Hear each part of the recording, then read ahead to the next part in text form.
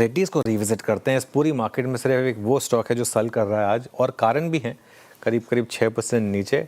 नूपुर से एक बार डिटेल में समझ लेते हैं कि ये सेमाग्लूटाइड वाला मामला है क्या और कितना इंपॉर्टेंट है डॉक्टर रेड्डीज़ के लिए। नूपुर, बताइए।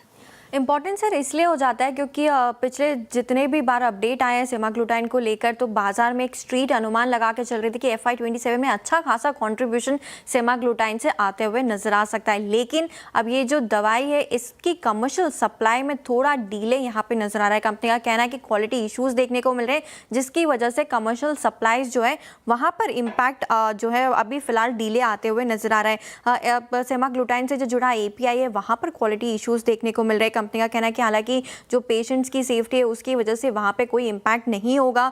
जो ग्लोबल रेगुलेटरी फाइलिंग्स है कंपनी की अलग अलग जगह जहाँ पे फाइलिंग्स पेंडिंग है वहाँ पर भी कोई असर देखने को नहीं मिलेगा। कंपनी ने करेक्टिव और प्रिवेंटिव एक्शंस लिए ताकि जो सप्लाई इम्पैक्ट हुई है वो वापस से रीस्टोर हो सके, और जो 100% क्वालिटी रिव्यू है फिलहाल वो भी अंडरवे। लेकिन जो रूट कॉज है वो अभी इन्वेस्टिगेशन चल रही है, वो प्रोसेस अभी तक वो जो है वो समझ नहीं आ रहा है कंपनी को, जिसकी वजह से कमर्शियल सप्लाई में डीले आते हुए दिखी है।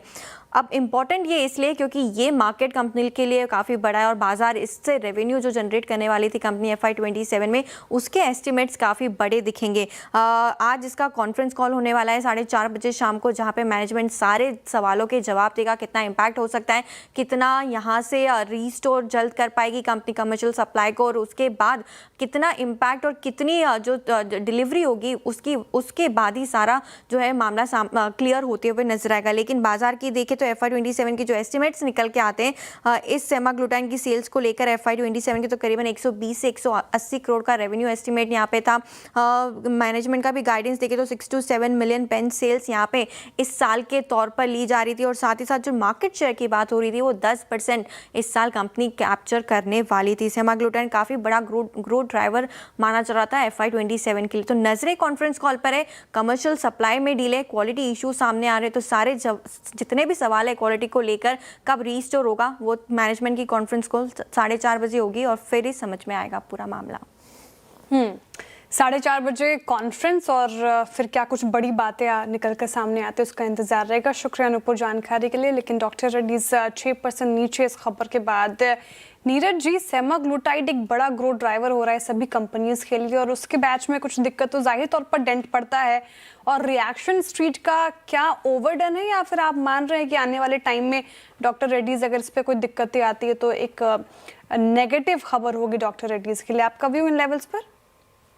जो काफी फार्मा कंपनी के लिए सेमाग्लूटाइड काफी ग्रोथ ड्राइवर है। अगर वहां पे कोई प्रॉब्लम आती है तो मेरे हिसाब से 5 से 10% के बीच में कहीं डॉक्टर रेड्डीज का रेवेन्यू वहां से आ सकता है अभी इमीडिएट फ्यूचर में।